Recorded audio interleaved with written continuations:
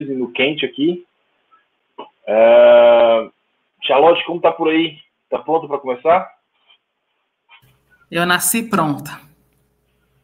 Ô, louco, aí sim.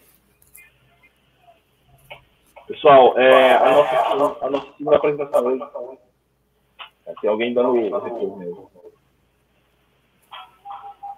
A nossa segunda apresentação hoje é sobre Erlang.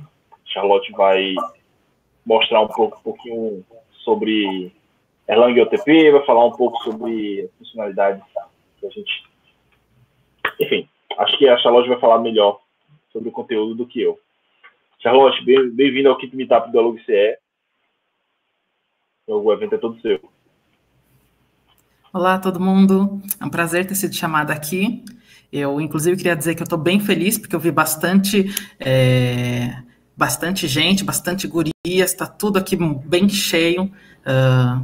E eu acho super importante, inclusive, ver este evento, que é o primeiro Erlang que eu estou participando remotamente, me deixa mais animada com isso. Eu espero que assim que acabe a quarentena e os eventos acabem voltando a ser presenciais, que a gente ainda tenha eventos remotos ou que nós adaptemos os nossos eventos presenciais. No Erlang São Paulo, a gente tentou em alguns Erlangs gravar, mas acabava não tendo live stream nem nada do gênero. Idealmente, a gente faria transmissão ao vivo, igual está acontecendo aqui. E, basicamente, eu quero que isso fique como um aprendizado para a gente, de coisas boas. Me dá um segundinho que eu quebrei o meu computador agora há pouco, quando fui tentar pela primeira vez compartilhar minha tela, e por isso fechou o arquivo. Estou abrindo ele aqui, tudo bonitinho para todo mundo. Perfeito, estou aqui com a apresentação. Enfim, vamos para a apresentação.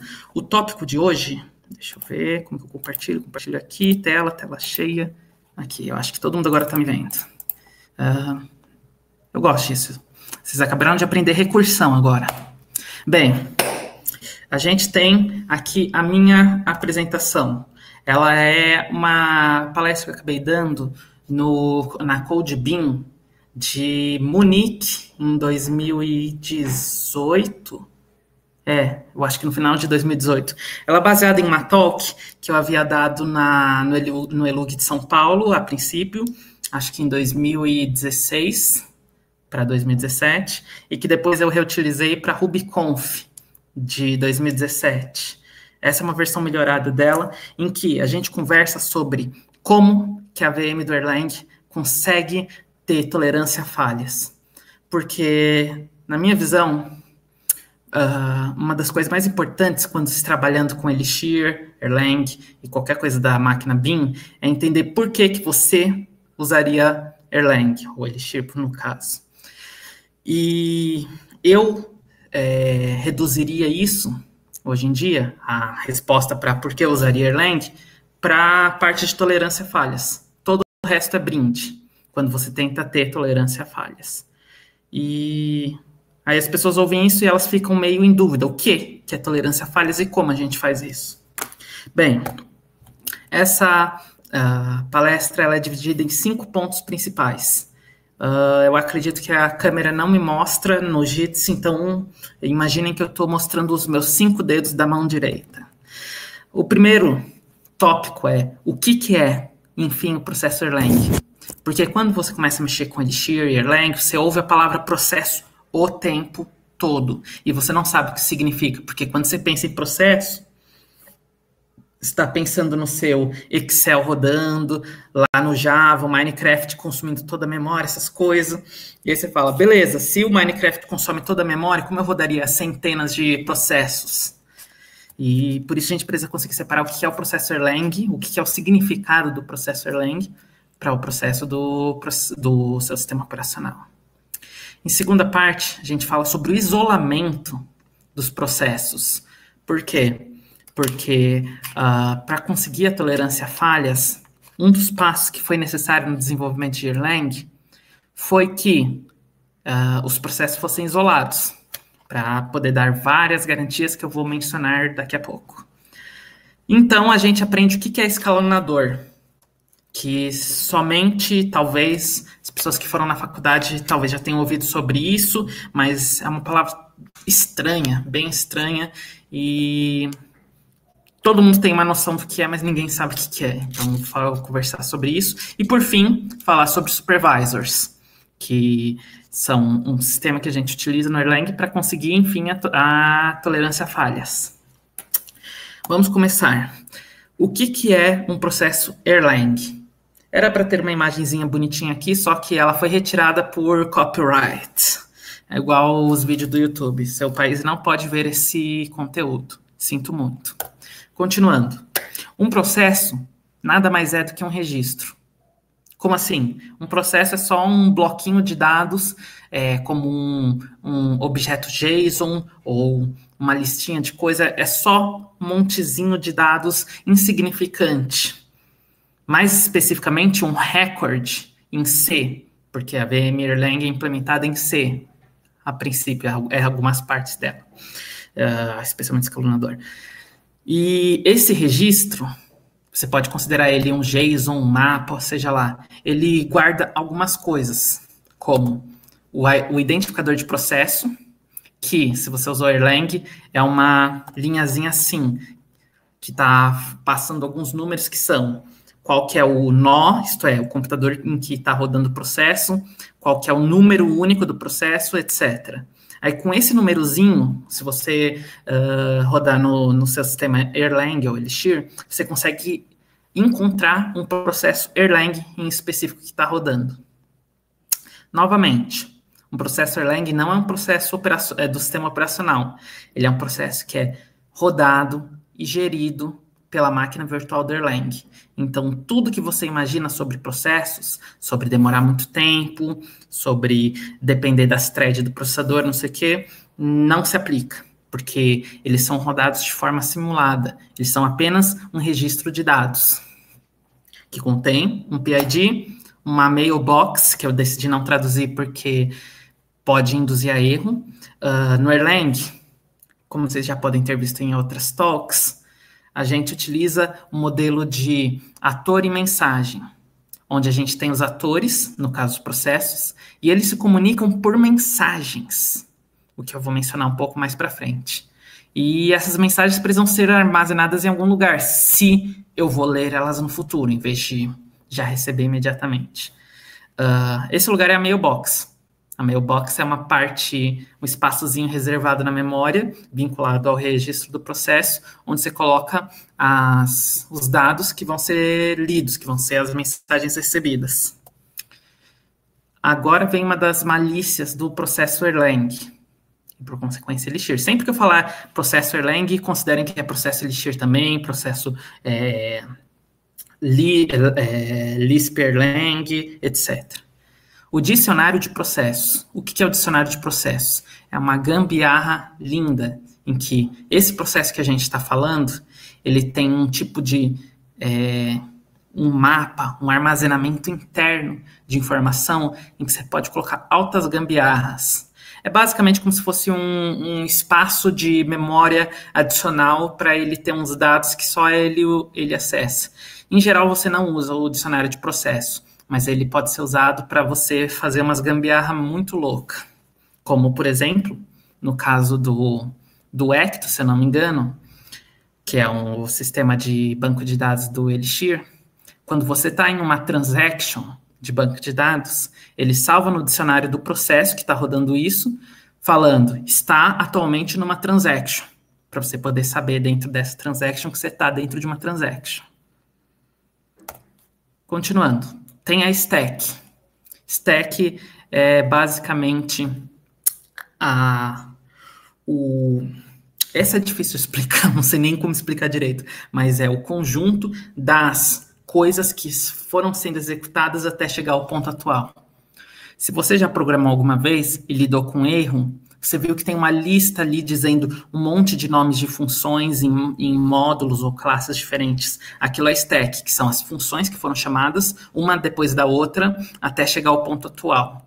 E pelo jeito que a gente roda programas de computador, Eu acredito que basicamente qualquer linguagem para um processador que a gente tem atualmente, utilizaria uma stack para poder rodar os programas, que aí você consegue rodar dentro do contexto de cada programa.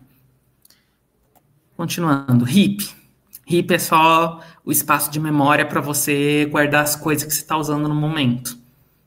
As variáveis, os dados intermediários que você está processando, etc. Mas, se eu falei que é só um registro, como que tem a stack, a heap e tal? Então, o escalonador do AVM, do Erlang, quando ela vai fazer um processo, ela basicamente cria um registro, um record em C, dizendo, ele tem esse PID, essa região da memória inteira está reservada para ele usar para stack, e essa outra região da memória inteira está reservada para heap. Então, acontece, nesse registro, você tem uma referência dizendo memória do endereço 0x000 até o endereço 0x100, é tudo a stack do processo. Isso dá algumas vantagens. Por quê? Vamos dizer que você quer terminar o processo por qualquer motivo. Ele é apenas um registro, você fala, beleza, vou apagar o registro, mas eu vou ver onde que é a stack, onde que é a heap dele, e vou deletar tudo, deixar em branco. Por quê? Por causa do isolamento, que vai ser algo que a gente vai falar no próximo tópico. Então, com essa conversa até então, o que a gente aprendeu? A gente aprendeu que processos nada mais são do que dados. E que cada processo tem um espaço de memória reservado a si. Por quê? Para que outro processo não invada e modifique seus dados, que entra no assunto de imutabilidade. Vamos falar sobre isolamento de processos, para explicar melhor essa parte da memória. Imagine a seguinte situação. Você tem, num certo escritório, uma pessoa da esquerda, que é médico, e a pessoa da direita, que é uma business person. Essa pessoa da direita, ela tem ali o formulário interno que ela usa para lidar com as contas da empresa, por exemplo.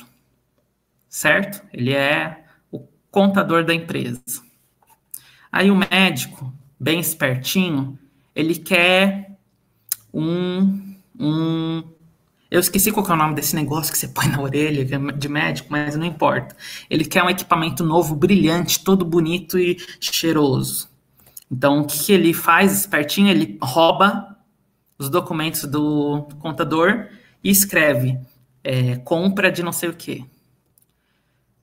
Obviamente, o nosso amigo contador vai ficar emputecido da vida. Porque você não pode fazer isso. Você tem a sua responsabilidade. Você é médico, você opera, você diagnostica e tudo mais. E aí, se você precisa de alguma coisa, você pede para mim e eu vejo, porque eu sou o contador, eu que cuido das finanças. Então, como que você faz? Você quer alguma coisa? Beleza, escreva uma requisição, mande para mim, que eu vou lidar com isso e decidir se você merece ou não, porque o meu trabalho é ver se a gente pode comprar essas coisas. Não é o seu trabalho. Certo? É assim que funciona no mundo real, é assim que funciona com processos.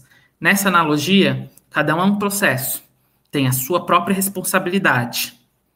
O processo da esquerda tem a responsabilidade de diagnosticar, operar e dizer que é virose, sempre.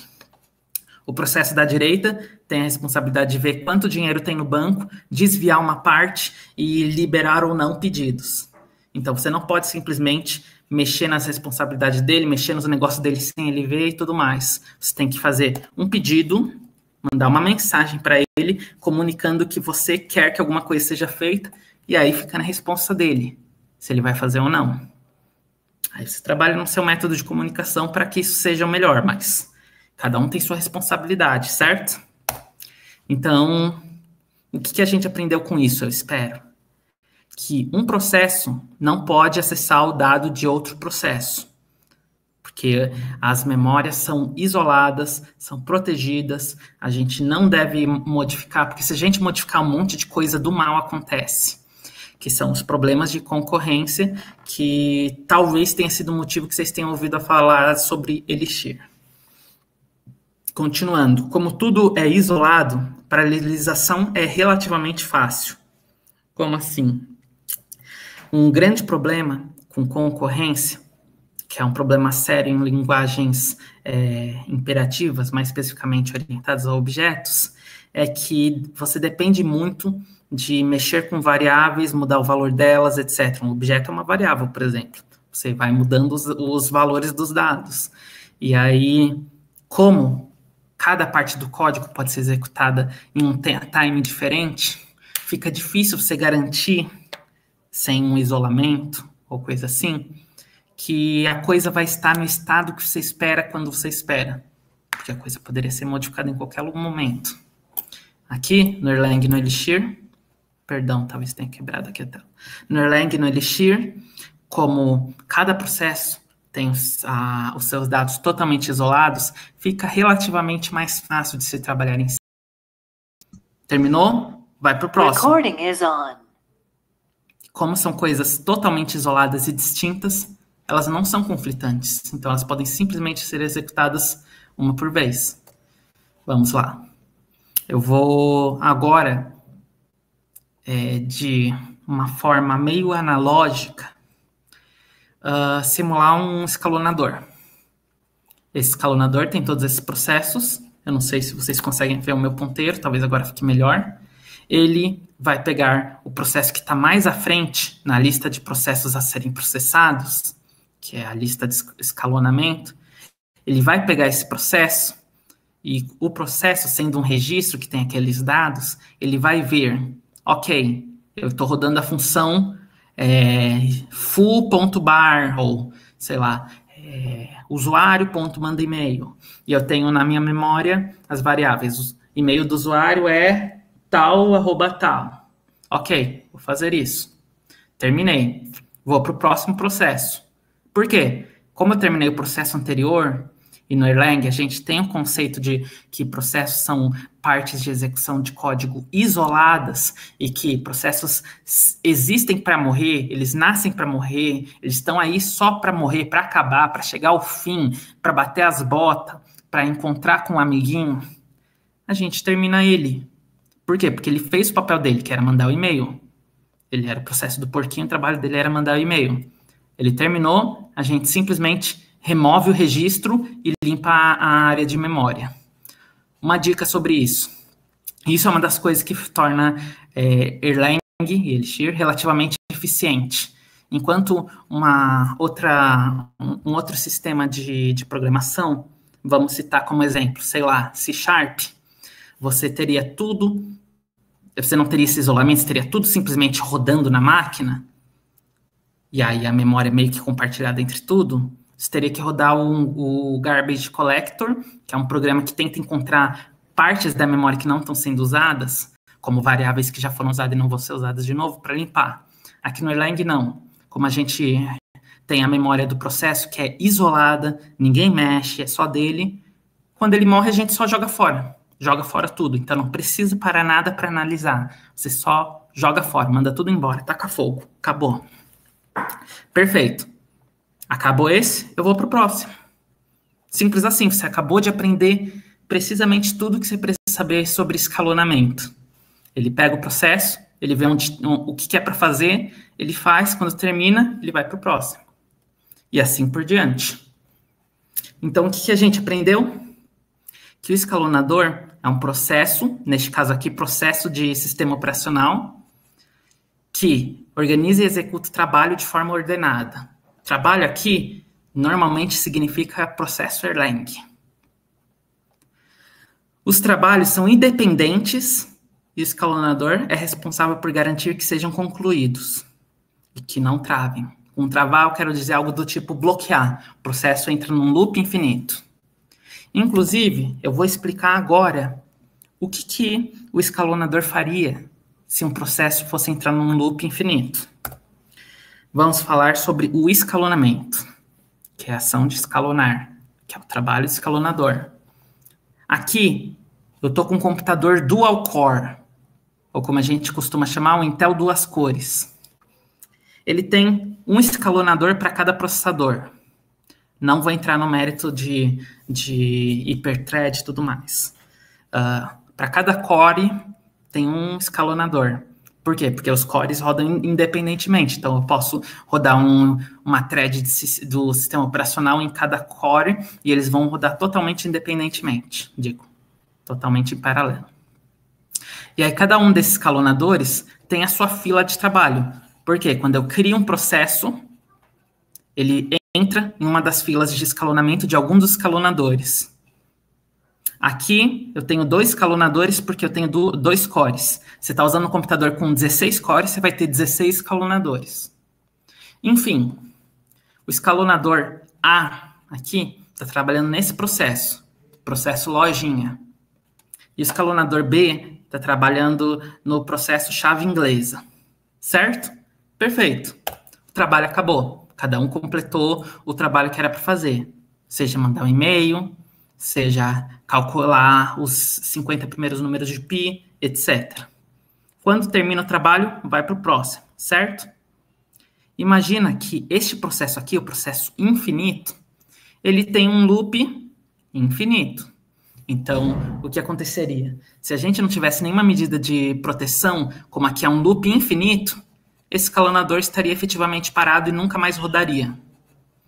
Se você já programou com Python ou PHP, o jeito que Python e PHP, até onde eu me lembro, lidam com isso é ter um contador de quantas funções já foram chamadas ou quanto tempo já foi, e depois que passar esse tempo, quebra tudo. Então, em uma dessas 2 linguagens, se você tem um processo com um loop infinito, ele vai ficar rodando, até passar esse limite, que é um limite bem alto. Quando passa esse limite, ele quebra. Quebra tudo. Tudo. Aqui no Erlang é diferente. Vamos ver como. Enquanto o processo infinito está rodando no seu loop infinito, no escalonador B, o processo carrinho de entrega está rodando e ele completou. Aí o escalonador B foi para o próximo processo carteira. Completou. Foi para o próximo. O que aconteceu aqui? Por que eu coloquei cinza? Você lembra que está rodando aqui o loop infinito?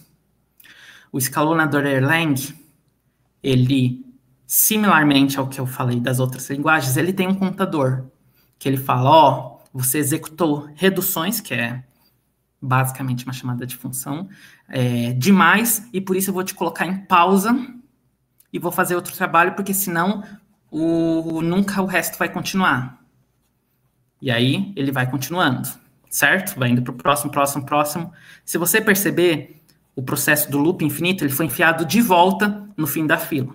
Isto é, quando a gente pausa um processo, porque por algum motivo ele não pode ser concluído, porque ele está demorando demais, a gente pausa ele, coloca no fim da fila. Então, acontece, quando eu terminar de rodar o processo disco de vinil e o processo cesta de compras, eu vou rodar de novo o processo infinito e ele provavelmente vai demorar demais, aí ele vai ser pausado e vai ser jogado na fila do escalonador de novo, e aí eu vou processar de novo o que tem depois dele e vou repetindo assim infinitamente. Então, tecnicamente, você conseguiria sim rodar um programa com um loop infinito em Elixir e o seu sistema continuar rodando lindo e perfeito. Inclusive, esse tipo de funcionalidade é o que torna viável programas Erlang, mesmo quando mal feitos, funcionarem perfeitamente. Por quê? Porque se você tem um problema, um leak de memória, ou um loop infinito, ou qualquer problema assim, o escalonador vai dar um jeito postergando o processo ou simplesmente quebrando.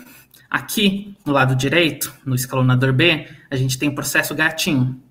Gatinhos adoram derrubar coisas. Esse aqui derrubou o processo e quebrou.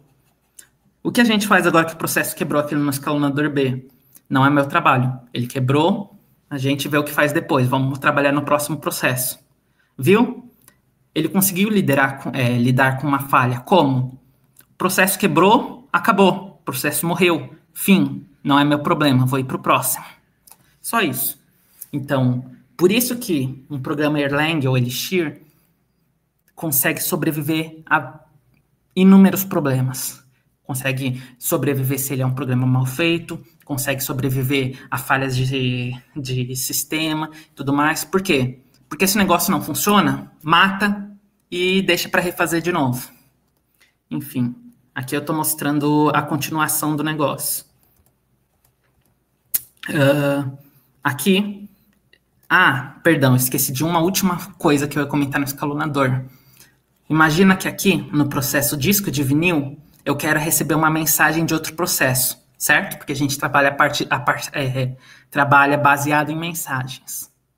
Então, eu estou aqui, eu quero receber uma mensagem. Só que a mensagem não está na minha mailbox. O que você acha que aconteceria com o processo? Você provavelmente pensaria que ele seria jogado no fim da fila e rodaria de novo indefinidamente. Não, o Erlang o escalonador do Erlang é esperto, ele pega esse processo que está em espera de mensagem e separa ele. E aí ele fica ali e não é executado at all, até que se receba uma mensagem. Como? Porque o processo é um registro, eu simplesmente movo o registro dessa lista para essa outra lista aqui, e aí quando a gente executar a função colocar mensagem na caixa de mensagem, a gente joga ele de volta para o escalonamento. Certo? Então, em termos simples e bem diretos, com o escalonador Erlang, se algo quebra, vida que segue. Se algo demora muito e não parece nunca concluir, a gente pausa e joga para fazer depois. Se um processo está esperando uma mensagem que não está na caixa de correio dele, a gente separa ele não é rodado, ele não custa nada para o escalonador e ele só é processado depois de receber a mensagem que ele está esperando. O que a gente aprendeu com isso? Que a AVM do Erlang tem controle sobre tudo. Isso permite com que ela lide com esses erros numa camada mais alta. Como assim? Você lembra que aqui quebrou? O programa, o aplicativo, o software, o sistema Erlang, ele não liga para essa coisinha que quebrou. Isso aqui é só uma coisa pequena. No grande plano das coisas, ele vai falar, beleza, morre e vamos tentar de novo depois. Então, numa camada mais alta, ele lida com os erros. Os processos em espera não afetam o escalonamento. Isso aqui se refere às mensagens. Se um processo está esperando mensagem, ele não é processado. Ele fica ali esperando. A VM tem um escalonador que permite postergar processos que tomam muito tempo. O que significa? Significa que se você tem uma operação extremamente lenta, ele vai falar, beleza, e vai colocar depois. O que isso significa, novamente? Que se eu tenho um processo que está fazendo alguma coisa muito louca, tipo calcular os 1 milhão de dígitos de pi, ele não vai parar o seu programa. Ele só vai fazer com que todas as coisas no seu programa fiquem um pouquinho mais lentas, mas elas ainda vão acontecer. Então, você tem 1 milhão de usuários e um deles chama alguma coisa que é muito, muito trabalhosa, o seu sistema não vai parar de funcionar para os outros 999. Só vai ficar um pouquinhozinho, bem pouco, mais lento. Mas aí ele vai resolver o trabalho dos outros 999 e aí continuar o trabalho desse que demora demais. Então, na prática, isso significa que aumenta uma minúscula perda de performance em troca de continuar funcionando. Continuando, os processos são isolados. Então, a gente pode paralelizar ainda mais, adicionando mais escalonadores. Isto é, se o seu programa está na luta, lá naquele seu VPS de 2 cores da Amazon, é só você dar um upgrade para 16 cores que ele imediatamente vai ficar melhor. Claro que tem uma estrelinha aqui, porque tem detalhe, especificidade sobre isso. Por exemplo, o fato de que os escalonadores meio que têm que conversar entre eles para garantir que está tudo funcionando. E também tem o custo o trabalho de alocação da lista de trabalhos a serem feitos pelos escalonadores, que isso é uma coisa à parte. Enfim, quando você começou a trabalhar com Erlang ou Elixir, você ouviu falar sobre supervisors, certo? Você lembra que a gente estava falando que às vezes os processos morrem? A gente precisa lidar com isso. Se um processo morre, beleza, acontece. Mas eu, idealmente, quero que essa coisa funcione. Então, eu tento reviver. Vamos ver aqui um exemplo. Neste exemplo, tem o programa Erlang, que ele tem um sistema de banco de dados, que é utilizado pelo front-end em Phoenix, que suporta um chat. Esse banco de dados também é utilizado para armazenar informação sobre invoices. E junto a nesse nosso sistema, como a gente quer ganhar muito dinheiro, a gente tem um sistema de oferecimento de propaganda, porque todo mundo adora propaganda, especialmente quando a propaganda interrompe você assistir um vídeo, você jogar um jogo, etc. Esse sistema de propaganda, ele é tão esperto que, se ele está rodando, é para ele te mandar um e-mail sempre que ele perceber que você olhou o suficiente para propaganda e ele tentar fechar uma venda. Porque é este o mundo que nós estamos hoje em dia.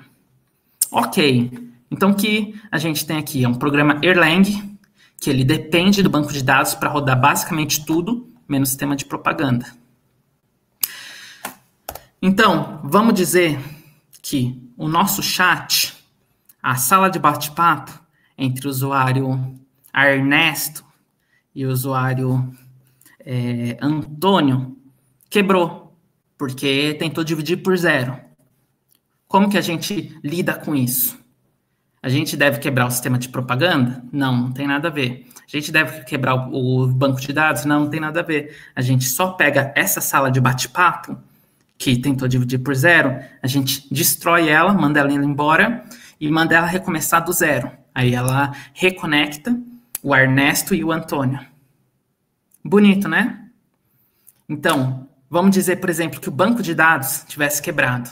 Esse eu não ilustrei aqui por simplicidade. Mas se o banco de dados tivesse quebrado, por exemplo, a gente mata o banco de dados, matando tudo que está embaixo dele, que é fechando todas as salas de chat, fechando o sistema de renderização dos dados, o sistema de invoice. Aí a gente reinicia a conexão com o banco de dados, reinicia o sistema de front-end reativo, reinicia as salas de chat. Então, significa que a gente conseguiu sobreviver a um banco de dados que quebrou. Em vez de quebrar tudo, a gente simplesmente limpa a parte suja e refaz do começo, quando está tudo bem. E detalhe, isso aqui quebrando não afetou esse lado aqui. Então, se você é uma business person, você vai ficar bem feliz que as propagandas continuaram sendo enviadas mesmo quando tudo parou de funcionar. Essa é uma parte boa do Erlang. Idealmente, você vai usar isso para uma coisa melhor do que propagandas. Eu não gosto de propagandas. Mas o que eu quero dizer com isso?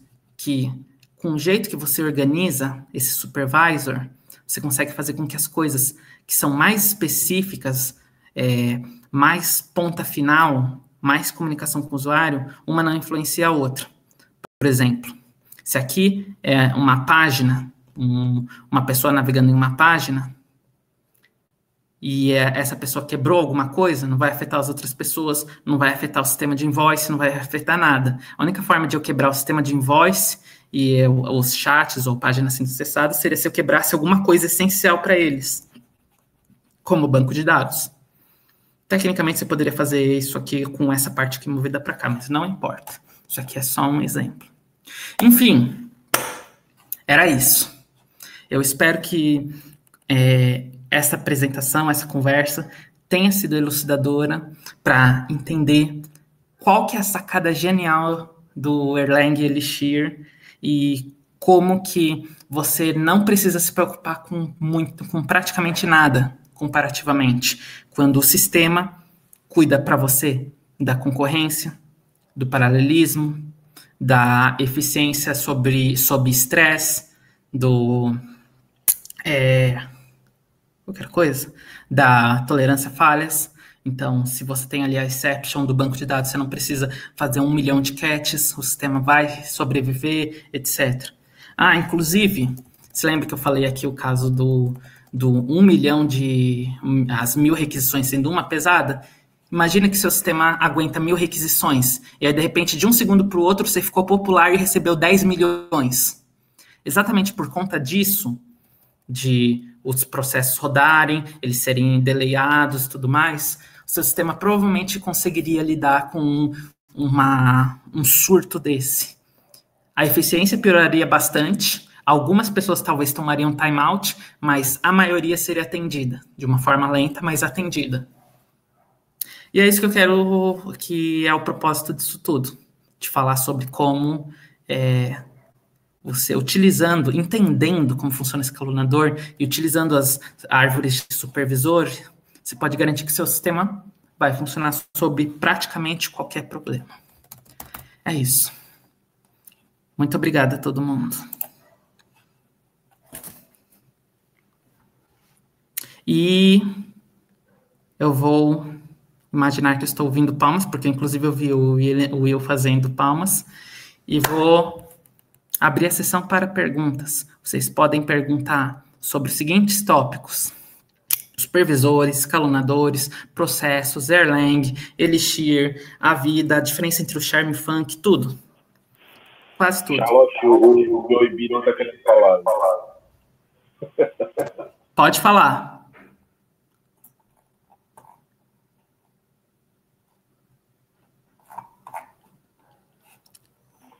Agora que eu percebi, o pessoal está usando muito o chat.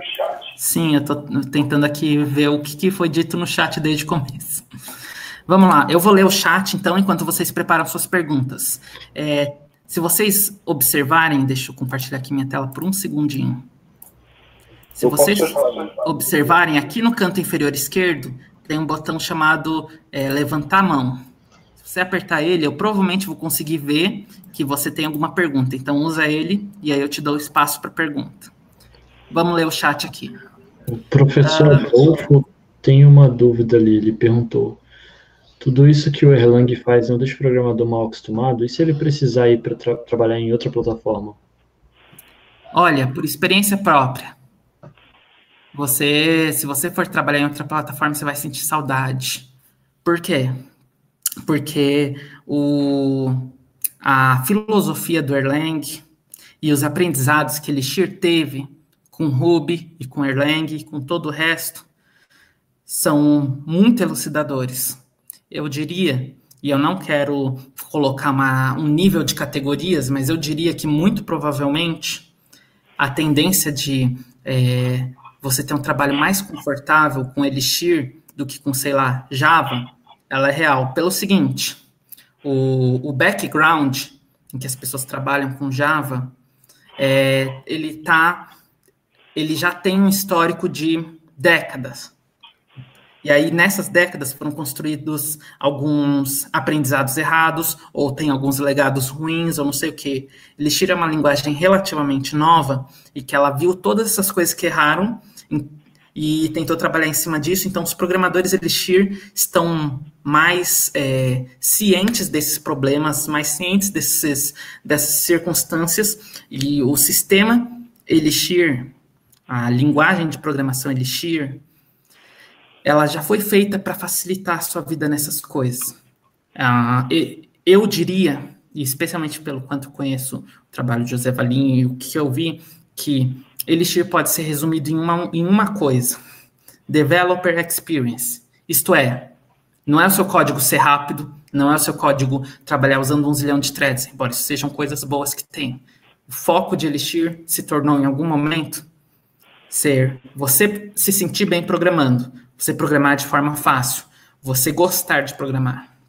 Então, eu posso dizer, por exemplo, que eu trabalhei com Java por 1 ano, o último ano, que trabalhar com Elixir é mais confortável, porque eu preciso fazer menos trabalho redundante, as ferramentas que eu imagino que eu vou precisar, elas já estão feitas,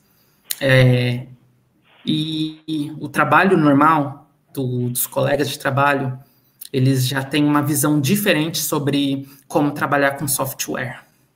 Uma visão que alinha mais com o que eu vejo como o jeito ideal de se trabalhar com software.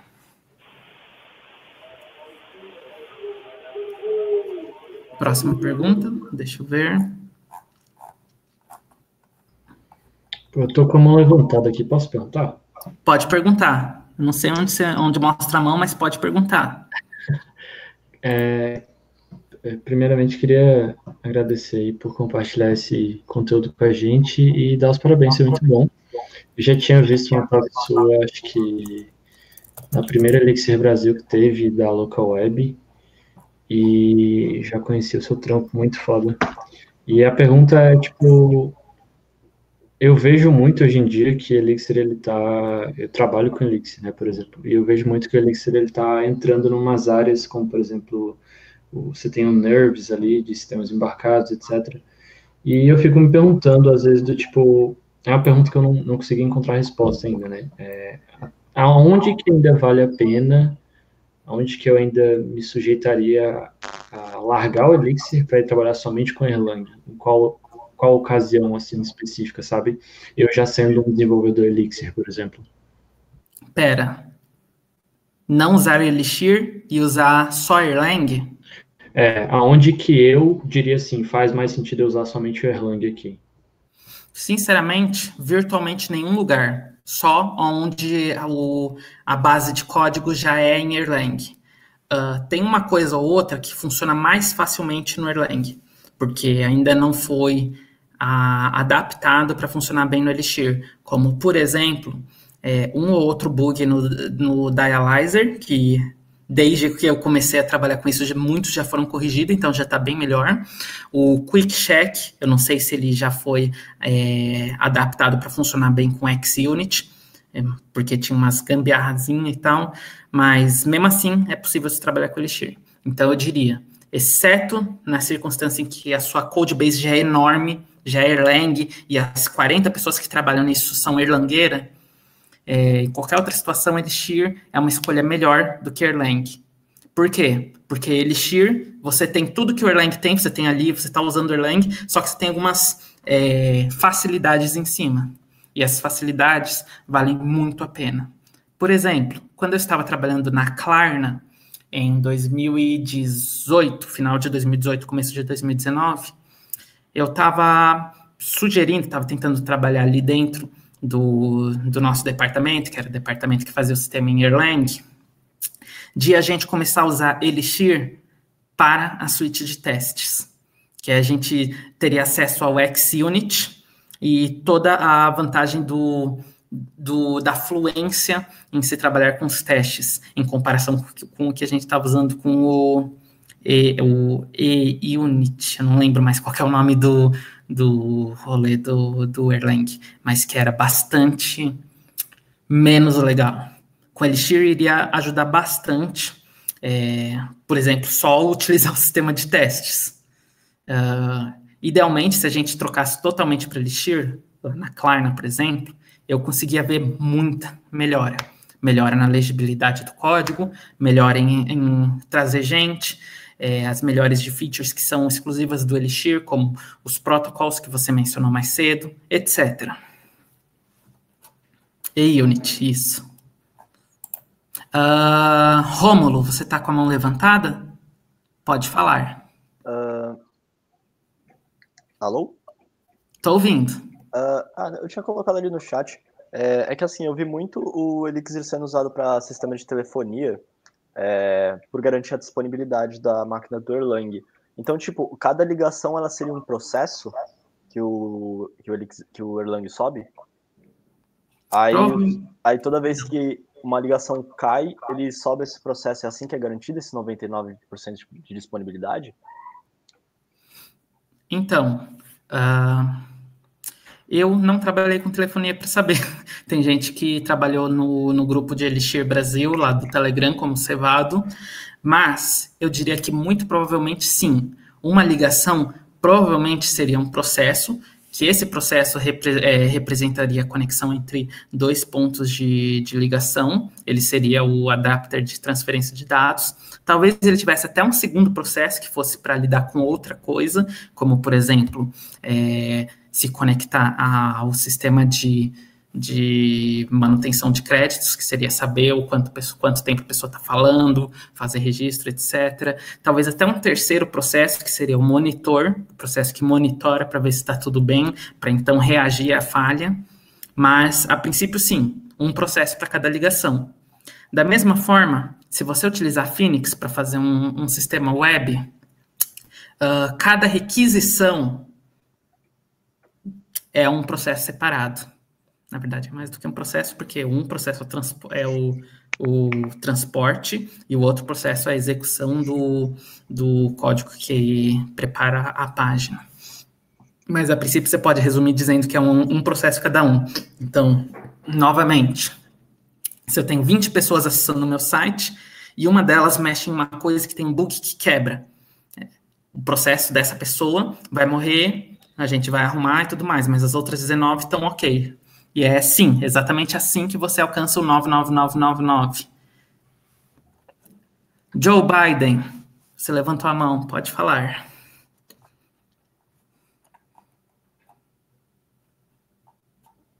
Você está no mudo. Ok, disse que fez 2 perguntas no chat. Vou ler as perguntas. Primeira pergunta do Biden. Bem, como você observa seus processos e trata incidentes em produção? Ok, para responder essa pergunta, eu diria que você provavelmente utiliza mais ferramentas. Por exemplo, você tem os logs, que é a ferramenta mais básica que você tem em qualquer sistema. Eles você vai utilizar para saber quando os erros estão acontecendo. Você talvez use um sistema terceiro, que é um coletor de logs, como o AppSignal, o Honey Badger, acho que é Sentry. Eles vão coletar esse log e te informar de anormalidades. Mas, para você identificar, trabalhar em cima disso, sabendo que tem isso, ou querendo proativamente tentar encontrar problemas, você tem ferramentas especiais para isso. Por exemplo, eu estou compartilhando aqui a minha tela, espero que você consiga ver. Erlang.pl, se não me engano. Erlang Performance Lab. O que é isso aqui? Isso aqui é um sistema open source que ele faz um dashboard para você visualizar como que está o seu sistema em produção. Ele te mostra os processos e a relação entre eles. Ele te mostra a relação entre os nós. Aqui eu acho que essa aqui é sobre os nós. E ele te mostra como funcionam as árvores de supervisão. Mas, se você não quer usar uma coisa como essa, inclusive eu acho que o Phoenix Dashboard também meio que faz isso. Se você não quiser utilizar isso, você pode usar qual que era o nome? Interceptor? Não. Observer. Isso, o Observer. Você pode usar o Observer. O Observer é um programa que existe na máquina do Erlang, que ele te permite visualizar ao vivo como que está a sua máquina do Erlang. Por exemplo, aqui ele está dizendo, o nó que está rodando esse observer que eu mandei rodar, ele está com essa versão do RTS, blá, blá, blá, blá, blá, tantas threads, ele está utilizando isso aqui da memória, ele está assim, e aí você fala, beleza, vamos ver como que ele está de consumo de memória. Ok. Vamos ver as aplicações. Aí ele vai mostrar a árvore de processos. Vamos ver os processos que estão rodando. Eu posso ver os processos. Eu posso, inclusive, abrir um processo e ver o que ele tem na mailbox, como está o dicionário dele, quais são as chamadas, etc. Com isso aqui, você consegue basicamente debugar tudo. Por quê? Você pega um processo que está rodando e que você espera que ele esteja fazendo alguma coisa, e aí você vê o que ele fez nos últimos momentos, o que ele está armazenando nas variáveis dele, o que ele tem na caixa de correio de mensagens que ele não recebeu, etc. Então, é um negócio incrível. Continuando, você tem outras interfaces para isso, além do Erlang Performance Lab. Eu lembro que a Square Enix, aquela que fez Final Fantasy, fez um sistema web que mostra todas essas coisas que a gente acabou de falar. Ele é basicamente uma interface web para isso. Aqui, olha que bonito. Ele mostra os gráficos de uso, ele te permite ver as coisas, mas o Erlang Performance Labs também é a mesma coisa. Então, você tem formas de debugar o seu sistema ao vivo com isso aqui. E ainda continuando, dando um ponto adicional, você está vendo aqui o seu sistema? eu poderia, por exemplo, mandar rodar num sistema remoto algum processo, se eu estou conectado à mesma rede.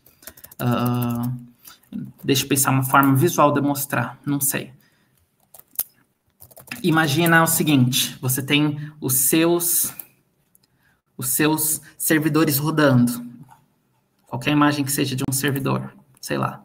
Imagina que aqui, você tem os seus servidores rodando, certo? Você pode pegar o seu computador, abrir o terminal, se conectar à mesma rede, com firewall e tudo mais, resolvido, usando, sei lá, uma VPN, e aí você fala, beleza, eu quero abrir o terminal do Erlang nessa mesma rede. E aí o que acontece? Como você vai estar na mesma rede, Erlang, na mesma rede distribuída Erlang, você tem acesso ao que todos os outros computadores estão rodando. Então, você pode debugar eles, usando o Observer, por exemplo. Você pode rodar processos nele, e você pode fazer também isso aqui, ó.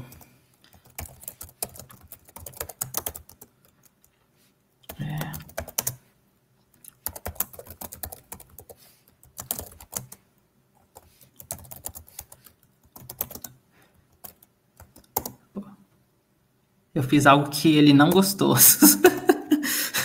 Ele não gostou que eu redefini o módulo string, porque o módulo string é do kernel. Mas o que eu quero dizer é o seguinte, os módulos Erlang, eles são mantidos na memória. Eles são compilados e mantidos na memória, e por causa do hotcode swap, você pode literalmente substituir um módulo que está na memória. Então, você pega o seu programa, você tem algum módulo lá que tem funções úteis para você, e aí você sobrescreve esse módulo adicionando um io.inspect ou qualquer coisa. E aí você atualiza no sistema de produção, em real time, o código que está sendo utilizado para ele poder printar essa informação para você ou fazer qualquer coisa. Certo? Continuando. O Biden perguntou, como você gosta de organizar seu supervisor tree? Só supervisors, dynamic supervisors, dependendo de quão nível crítico é cada parte do seu software, como você garante? Lembro do Marlos e o Valim falarem em talk sobre a melhor forma de estrutura instrumentar quando se vai utilizar o Broadway. Essa pergunta é uma pergunta digna de uma talk per si, mas para colocar de ponto bem simples e direto, você está vendo aqui essa árvore do Supervisor Tree? A respeito de ordem, quanto mais alto e para a esquerda o seu processo mais importante ele é. Então, você vai utilizar supervisors e o próprio... a ordem do supervisor é baseado nisso. Aquela talk que eu mencionei que eu dei no Elug em 2017, eu acho, eles mostravam como funcionava exatamente esse processo do supervisor. Veja aqui o seguinte, eu fiz aqui essa árvore de supervisão simples. Você tem aqui o seu app, ele roda esse supervisor, que roda esse supervisor, que roda esses processos, certo? Deixa eu colocar aqui um... Charlotte. Ai, perdão, eu esqueci de compartilhar a tela.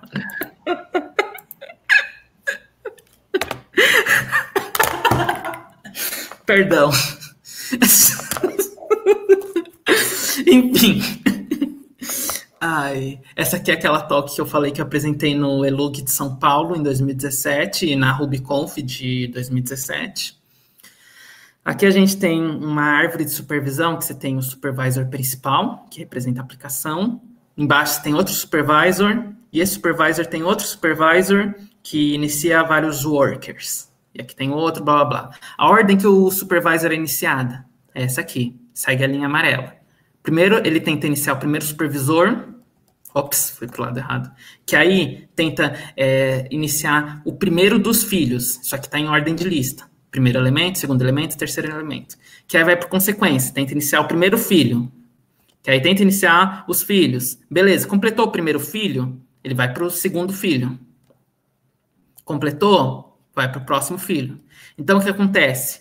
Por consequência, isso significa que as partes mais importantes do seu programa sempre vão estar acima e à esquerda. Por quê? Porque todo mundo depende delas. Quanto mais acima e à esquerda, mais primeiro, olha a expressão estranha, mais primeiro esse supervisor ou processo vai ser inicializado. Então, por exemplo, vamos chamar isso aqui de processo C, esse aqui, ó. Acho que vocês conseguem ver, eu vou até marcar ele em amarelo. Processo C. E aqui a gente tem o supervisor A, que ele inicia vários workers. Por exemplo, conexões com banco de dados. Esse processo aqui, para ele ser inicializado, estes aqui precisam ser inicializados antes. Então, o que significa? Significa que esses são mais importantes e que este aqui depende dele. Então, na prática, quando você for fazer um supervisor, for fazer a árvore de supervisão do seu programa, você necessariamente vai desenhar ela em camadas em que, quanto mais importante a coisa mais acima e à esquerda ela fica. Se, vamos dizer que aqui era o banco de dados, certo? Esse processo aqui, ele não necessariamente precisa do banco de dados. Então, ele não vai estar nem na mesma árvore. Ele poderia estar aqui também à esquerda, poderia estar em qualquer lugar porque não é importante. Mas como aqui, eu estou dizendo que é isso, sei lá. Porque eu não posso ficar falando muito nisso, senão a gente vai perder o resto da noite aqui.